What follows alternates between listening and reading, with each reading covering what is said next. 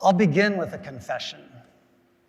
This is how I discovered that one of the ways that white supremacy took root in my own life was through language discrimination, the devaluing of other people because of their language. Now, I'm a linguist. The science of language is my thing. And this is how I discovered that the humanity of language is connected to the science of language, because both of them are inextricably linked to the human body. And the body and language are physical things. It happened more than once.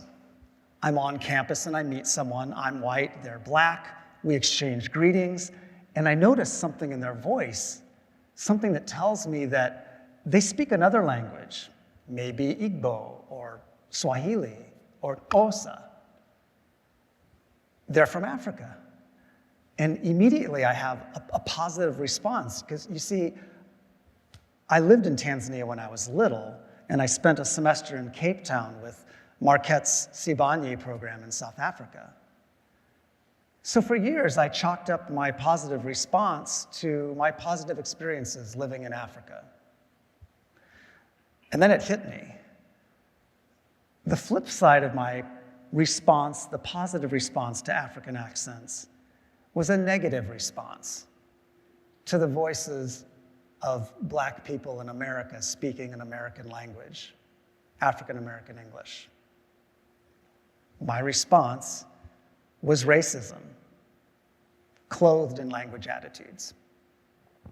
I wasn't rejecting blackness per se, I was rejecting American blackness, the culture and lived experiences of black Americans through their language. Trevor Noah, the South African comedian who is biracial and multilingual, says, language, even more than color, defines who you are. So let's unwind language a little bit.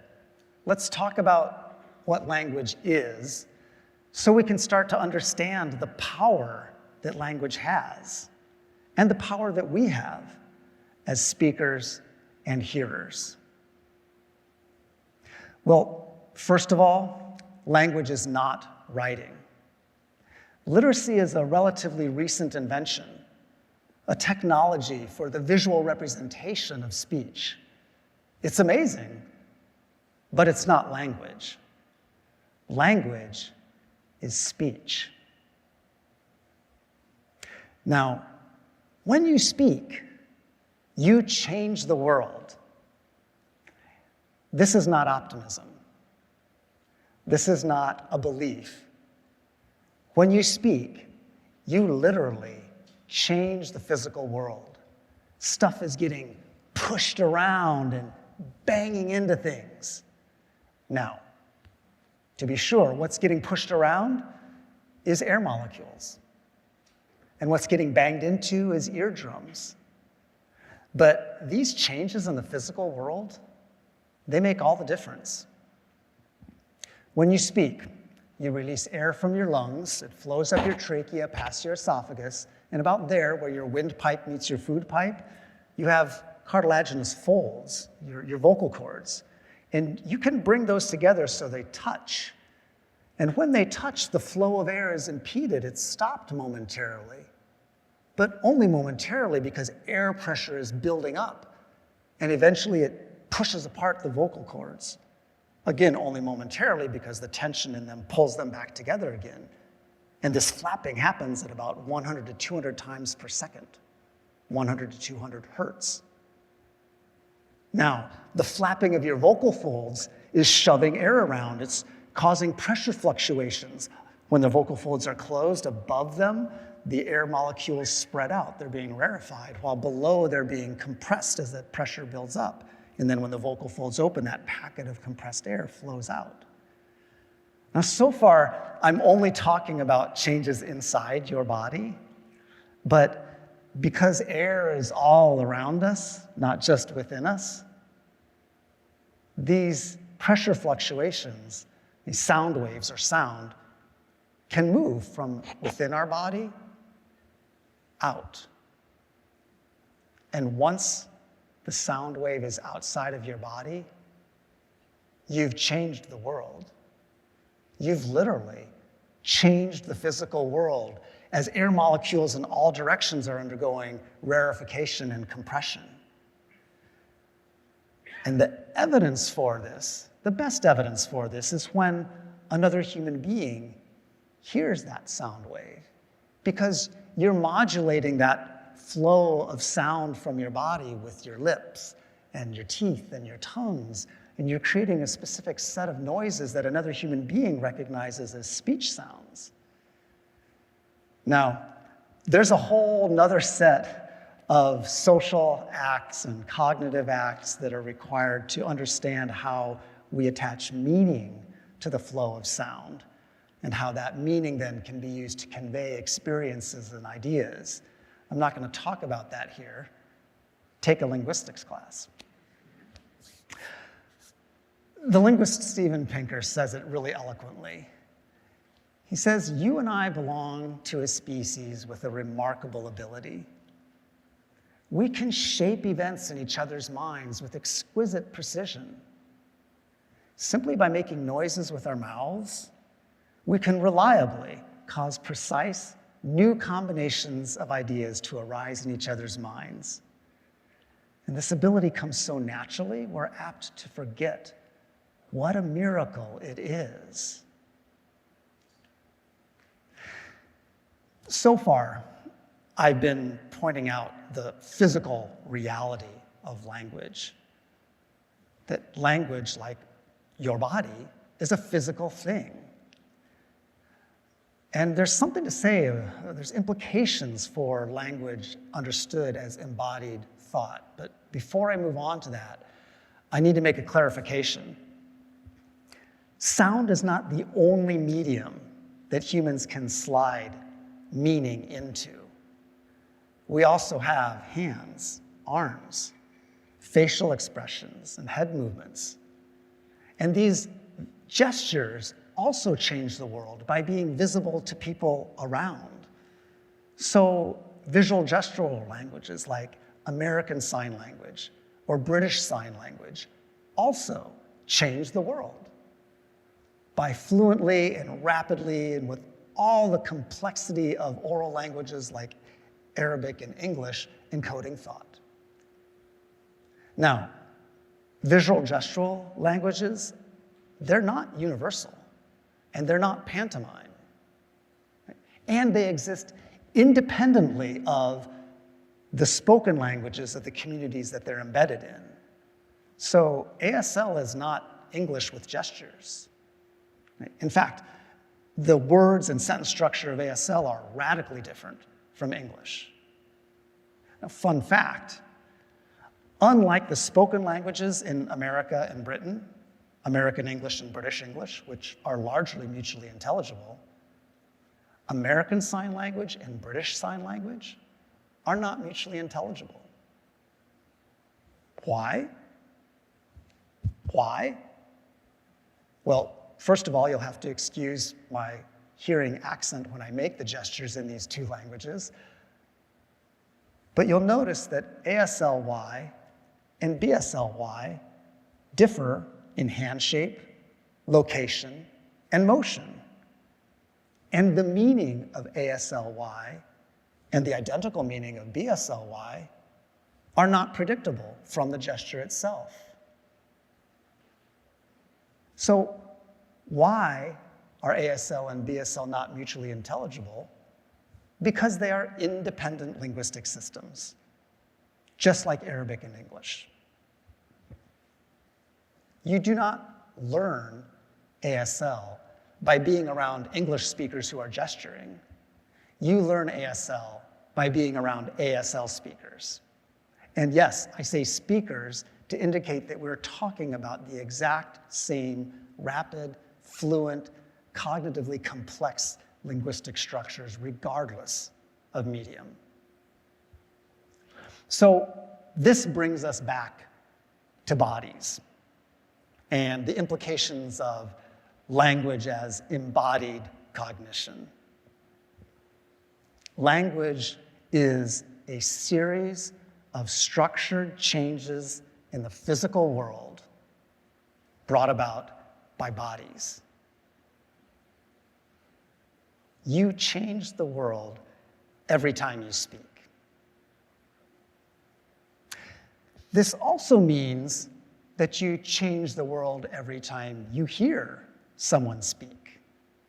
Or better to say that you recreate the world when you hear someone speak. When you hear a voice, the sound brings to your mind information about the speaker and their body. Are they young or old? Female identifying or male identifying? Black, white, or brown? Are they local or a visitor? And the response you have to that voice, the connection or the distance you feel, is shaped by the attitudes that you and your community have towards the body that produces that sound. It's easy to identify in any given society which language is valued. You simply find the bodies that are valued, and their language will also be privileged.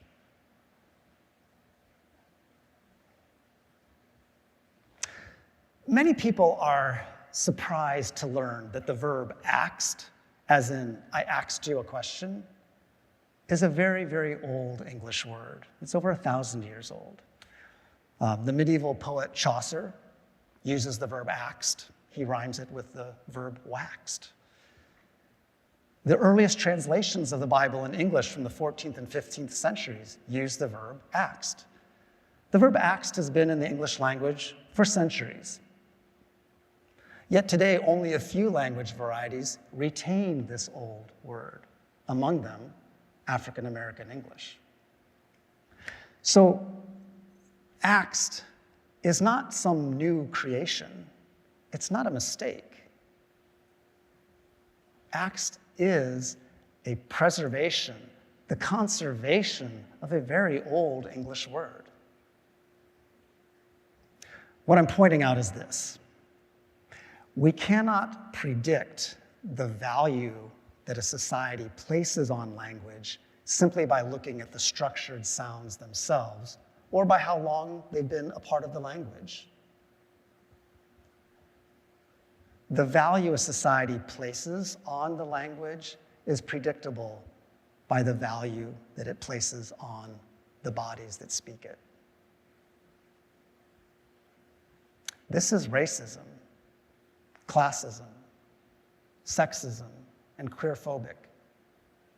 And it's wrong. This is the ugliness that I discovered in myself when I realized I was rejecting American Black language. Now, earlier I said that when you speak, you change the world is not just blind optimism, it's not a belief, but it's a reality, a physical reality. That's true. Our bodies produce language, and that is a fundamental truth to hold on to. But what do I believe about language then? Well, there's a couple things I'll leave you with. First of all, I believe that language gets us out of our heads and makes us real in the world and to each other. And I believe that your voice matters in the most physical way possible. We cannot monitor the synapses in our brain that are evidence of our thinking.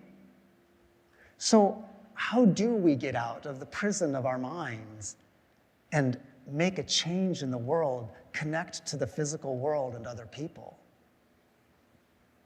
Well, Descartes may have thought that he was, or thought therefore he was, but The best evidence that he had that thought was when he said, cogito ergo sum, or je pense donc je suis, or whatever.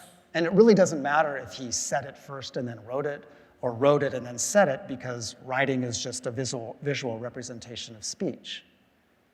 But when he let air flow out of his lungs and let his vocal folds flap, and that sound wave went out of his body, he changed the world.